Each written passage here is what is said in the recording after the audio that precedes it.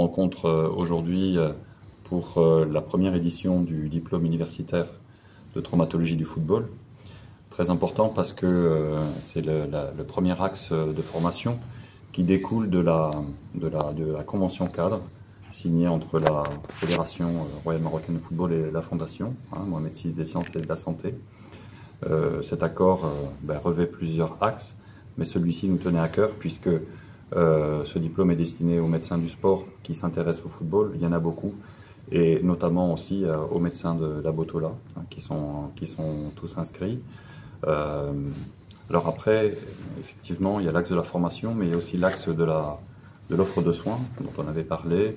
Et très important qu'on puisse développer des axes qui sont dédiés à la chirurgie, la traumatologie du sport, pas uniquement pour les footballeurs professionnels, mais aussi pour les sportifs de façon générale et même amateurs. Alors, vous connaissez l'hôpital universitaire international Mohamed VI de Bouscoura, qui accueille déjà des sportifs, beaucoup de sportifs, dans le cadre de la médecine et de la chirurgie du sport.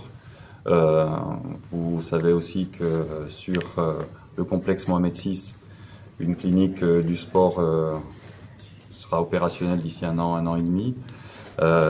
Première clinique du sport qui sera accréditée par la FIFA et qui permettra aussi d'avoir une prise en charge globale, très complète des sportifs, footballeurs, professionnels encore une fois, mais aussi amateurs et aussi des non-footballeurs, dans une prise en charge de médecine et de chirurgie et de rééducation.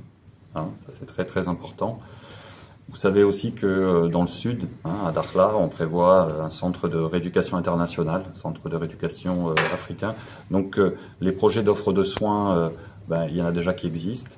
Il y en a d'autres qui sont aussi en projet, de façon à aller le plus loin possible, que cette offre soit le plus disponible pour nos sportifs, nos populations, même très loin des grandes villes, pour aller loin dans le pays.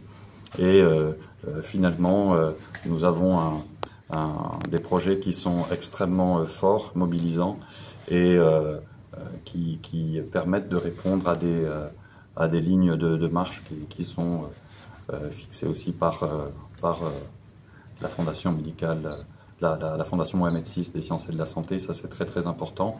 Vous savez que on a aussi une perspective importante pour le laboratoire Mohamed VI antidopage. C'est celui d'une accréditation de l'AMA, l'Agence mondiale antidopage. C'est très important de façon à avoir notre laboratoire ici qui sera accrédité par l'AMA. Alors ce sont des démarches qui sont assez difficiles, qui sont longues, mais qui ont été déjà démarrées il y a plusieurs mois.